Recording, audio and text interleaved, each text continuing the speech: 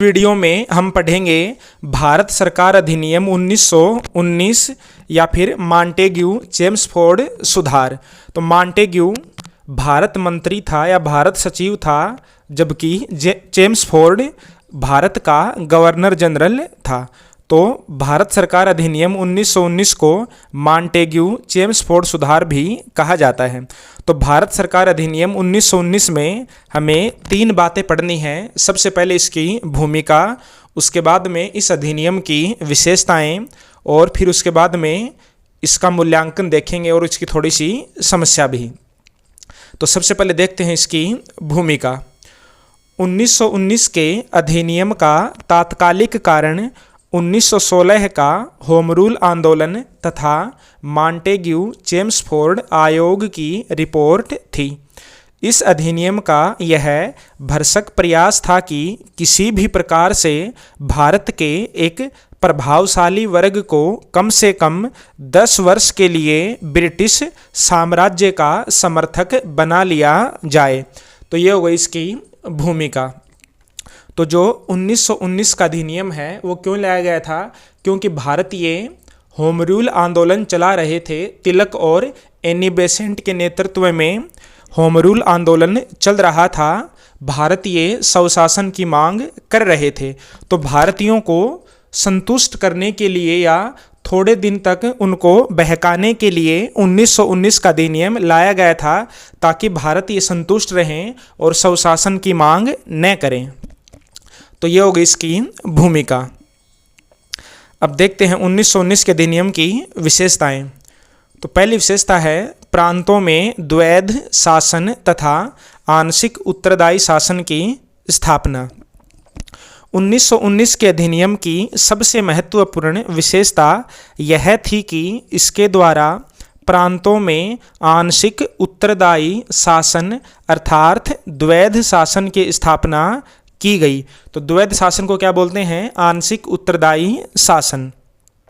इसमें प्रांतीय शासन के विषयों को 2 भागों में बांट दिया गया। पहला था संरक्षित विषय और दूसरा था हस्तांतरित विषय। तो द्वैध शासन का मतलब क्या होता है? शासन के विषयों को 2 भागों में बांट देना, संरक्षित विषय और हस्तांतरित विषय। इसको बोला जाता है द्वैध शासन। संरक्षित विषयों का प्रशासन गवर्नर द्वारा किया जाना था। इन विषयों पर व्यवस्थापिका का कोई नियंत्रण नहीं था। हस्तांतरित विषय लोकप्रिय मंत्रियों को सौंप दिए गए। मंत्री व्यवस्थापिका के प्रति उत्तरदायी थे। हस्तांतरित विषयों का संचालन भी अंतिम रूप से गवर्नर द्वारा इन मंत्रियों की सहायता से ही होता था। इस प्रकार प्रांतीय शासन संरक्षित तथा हस्तांतरित 2 भागों में बट गया। इसी को द्वैध अर्थात दोहरे शासन की संज्ञा दी गई। तो ये हो गया हमारा दोहरा शासन और आंशिक उत्तरदायी शासन। तो दोहरे शासन का मतलब क्या होता है? शासन के विषयों को 2 भागों में बांट देना, हस्तांतरित और संरक्षित विषय। और संरक्षित विषय किसके पास थे? गवर्नर के पास थे। और हस्तांतरित विषय लोकप्रिय मंत्रियों के पास थे। तो इसको आंशिक उत्तरदायी शासन क्यों कहा जाता है? क्योंकि जो मंत्री थे वे जनता के प्रति उत्तरदायी थे, लेकिन मंत्रियों के पास सारा शासन नहीं था, केवल शासन के कुछ विषय ही मंत्रियों के पास थे। इसलिए उसको कहा जाता है आंशिक उत्तरदायी शासन। ये हो गई इसकी पहली विशेषता। अब है दूसरी विशेषता, प्रांतीय कार्यकारिणी परिषद में अधिक भारतीयों को सम्मिलित करना। 1919 के अधिनियम के द्वारा गवर्नर के प्रति उत्तरदायी कार्यकारिणी परिषद में भारतीय सदस्यों की संख्या बढ़ा दी गई। इन सदस्यों की नियुक्ति भारत मंत्री की सिफारिश पर ब्रिटिश सम्राट द्वारा की जाती थी। जो गवर्नर की कार्यकारिणी परिषद थी उसमें उसके सदस्यों की संख्या में वृद्धि कर दी गई। किसके द्वारा? 1919 के अधिनियम के द्वारा। जो प्रांत में गवर्नर होते थे उनकी एक कार्यकारिणी परिषद होती थी, और इसी प्रकार केंद्र में जो गवर्नर जनरल होता था उसकी भी एक कार्यकारिणी परिषद होती थी। जैसे वर्तमान में राज्यों में राज्यपाल होता है, वैसे ही अंग्रेजों के समय में राज्यों में गवर्नर होते थे और केंद्र में गवर्नर जनरल होते थे। अब देखते हैं तीसरी विशेषता। तीसरी विशेषता है सांप्रदायिक प्रतिनिधित्व का विस्तार। 1919 के अधिनियम के द्वारा 1909 के मार्लेमिंटो सुधारों के द्वारा लागू सांप्रदायिक प्रतिनिधित्व को समाप्त करने के स्थान पर उसका विस्तार कर दिया गया। अब यह मुसलमानों के साथ साथ सिखों तथा आंग्ल भारतीयों तक व्यापक कर दिया गया। तो तीसरी विशेषता क्या है कि सांप्रदायिक प्रतिनिधित्व का विस्तार कर दिया गया। सांप्रदायिक प्रतिनिधित्व का मतलब होता है कि जिस जाति या जिस धर्म का उम्मीदवार चुनाव लड़ रहा है उस उम्मीदवार को केवल उसी धर्म के या उसी जाति के लोग वोट डालेंगे, उसको बोलते हैं सांप्रदायिक प्रतिनिधित्व।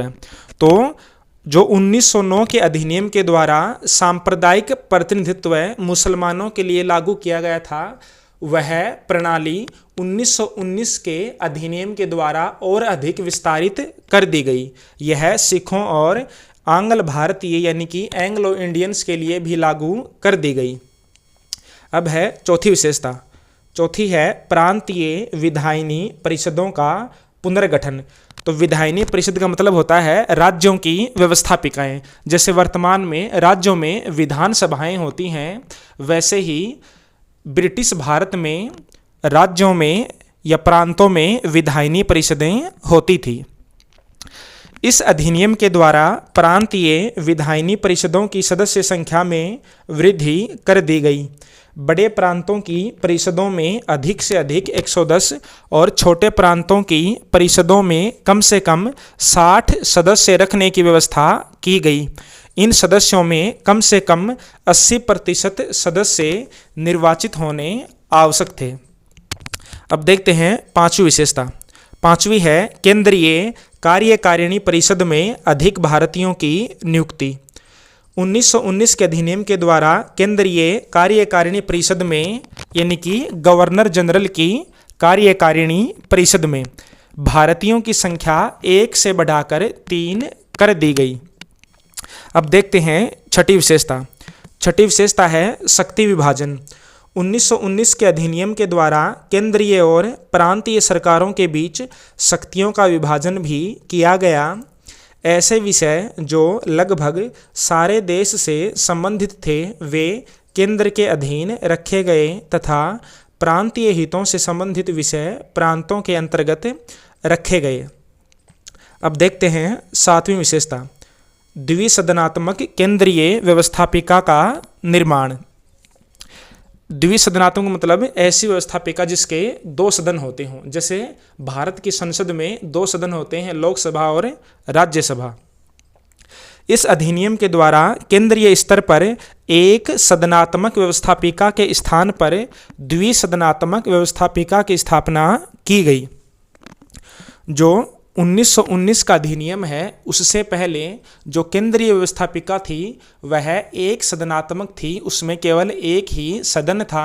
लेकिन 1919 के अधिनियम के द्वारा केंद्रीय व्यवस्थापिका में 2 सदन कर दिए गए। इन दोनों सदनों के नाम केंद्रीय विधानसभा तथा राज्य परिषद रखे गए। जैसे वर्तमान में लोकसभा और राज्यसभा होती हैं, ऐसे 1919 के अधिनियम में 2 सदन कौन से रखे गए? केंद्रीय विधानसभा तथा दूसरा राज्य परिषद। अब देखते हैं 8वीं विशेषता। 8वीं है निर्वाचन तथा मताधिकार। इस अधिनियम के द्वारा प्रत्यक्ष निर्वाचन प्रणाली की शुरुआत की गई। इसके द्वारा मताधिकार में भी वृद्धि की गई। इस अधिनियम के अंतर्गत भारत की लगभग 10% जनता को मताधिकार दिया गया, लेकिन महिलाओं को मताधिकार नहीं दिया गया। 9वीं विशेषता है विकेंद्रीकरण की नीति को अपनाना।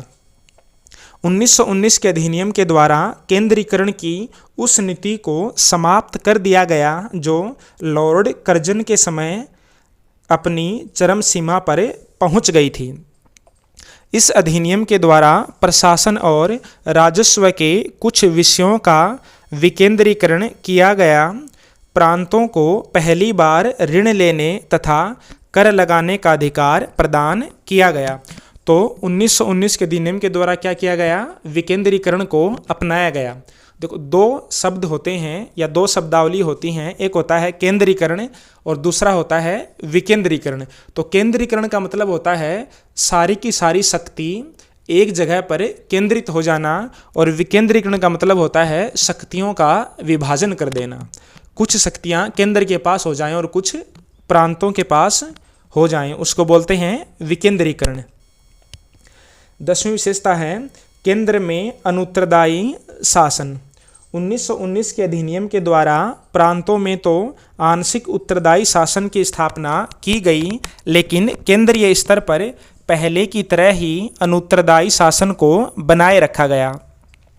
तो जो प्रांत थे उनमें तो क्या था, आंशिक उत्तरदायी शासन था, यानी कि शासन को दो भागों में बांट दिया गया था। लेकिन केंद्रीय स्तर पर ऐसा नहीं हुआ था। सारे के सारे जो विषय थे, शासन के जो विषय थे, उन पर गवर्नर जनरल का अधिकार था, यानी कि केंद्र में अनुत्तरदायी शासन था, आंशिक उत्तरदायी शासन नहीं था।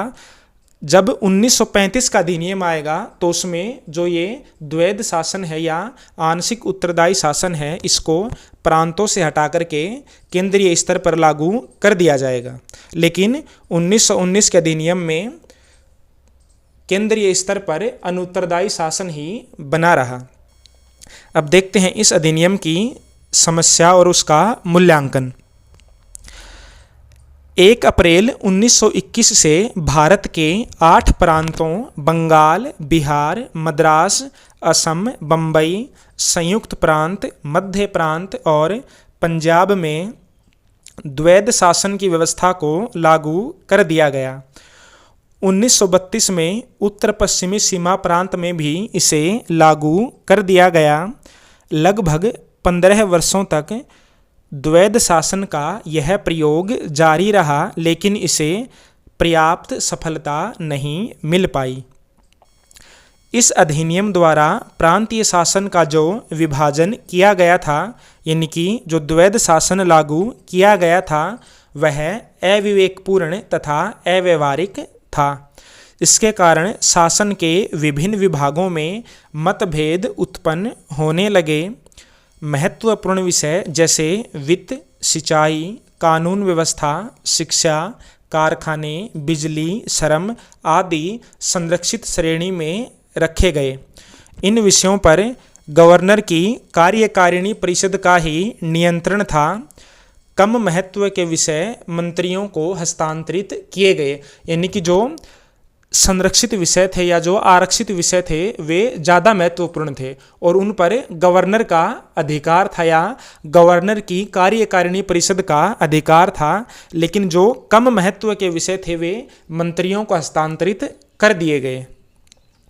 इन सभी दोषों के बावजूद भी 1919 का अधिनियम भारत के संवैधानिक विकास का एक महत्वपूर्ण चरण है।